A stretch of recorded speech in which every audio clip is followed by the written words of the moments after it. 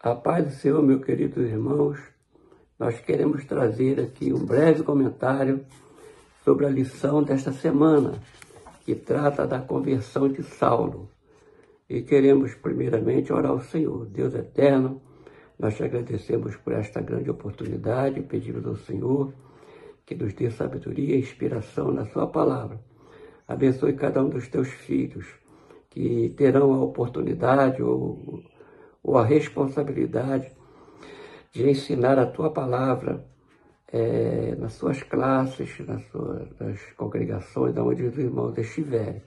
Toma cada um em tuas santas mãos, em nome de Jesus.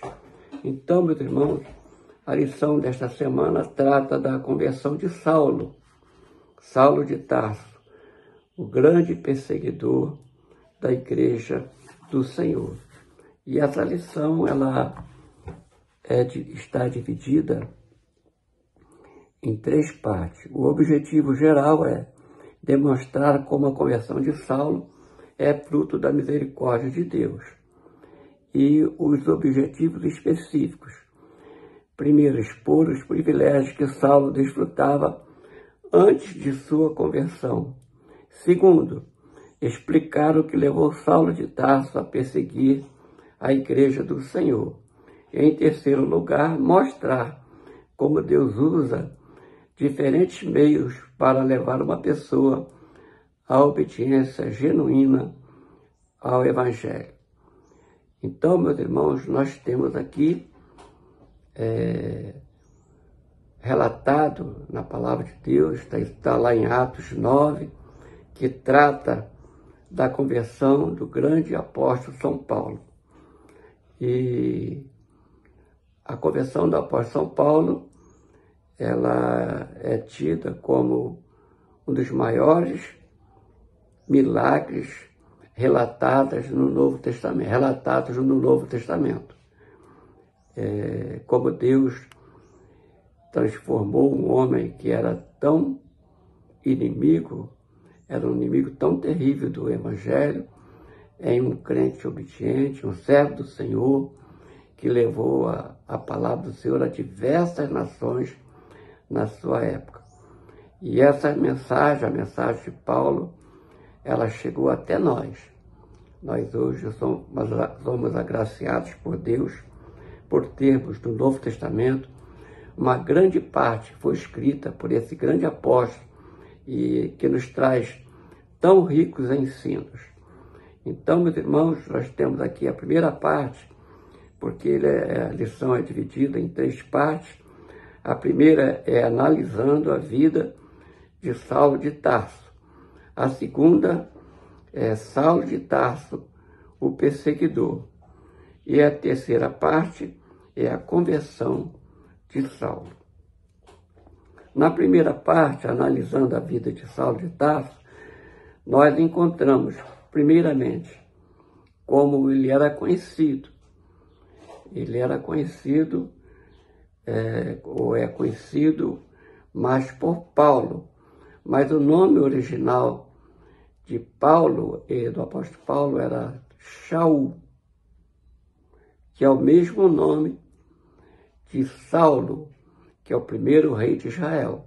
E talvez este nome tenha sido dado a ele em homenagem ao rei Saul, porque ambos eram da tribo de Benjamim, conforme nós damos aqui na lição referências para os irmãos.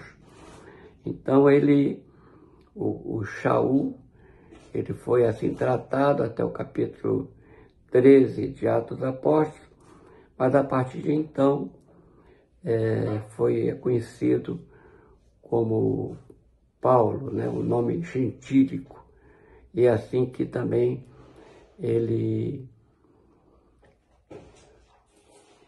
se titula ao escrever as suas cartas. E 1.2 fala: Saulo, cidadão romano, criado aos pés de Gamaliel. A palavra de Deus nos dá essa informação lá em Atos 22, versículo 3. Ele foi criado aos pés de Gamaliel. Ele nasceu em Tarso, Mas jovem ainda, ele foi enviado para Jerusalém para ser educado na religião judaica. E ali se tornou um fariseu, porque ele foi aluno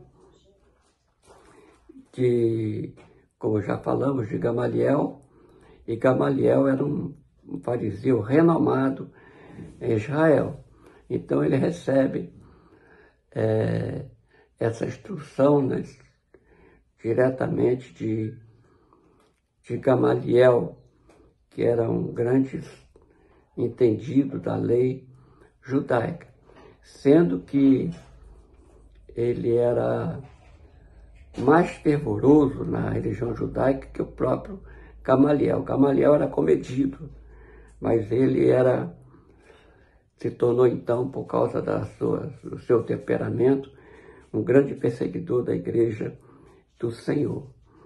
E ele também, o ponto 2, fala dele como cidadão romano, criado aos pés de Gamaliel, e 1.3 fala que ele era membro do Sinédrio. Isso nós encontramos pelas referências bíblicas, que ele ocupava uma grande posição lá na nação judaica.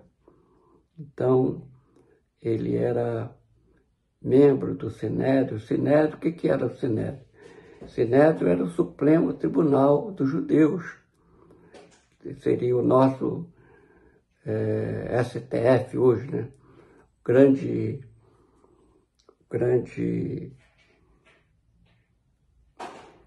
órgão, né, que traz julgamentos e quer dizer, seria a última instância de apelação dos judeus, que era o Sinédrio. E ele era membro do Sinédrio.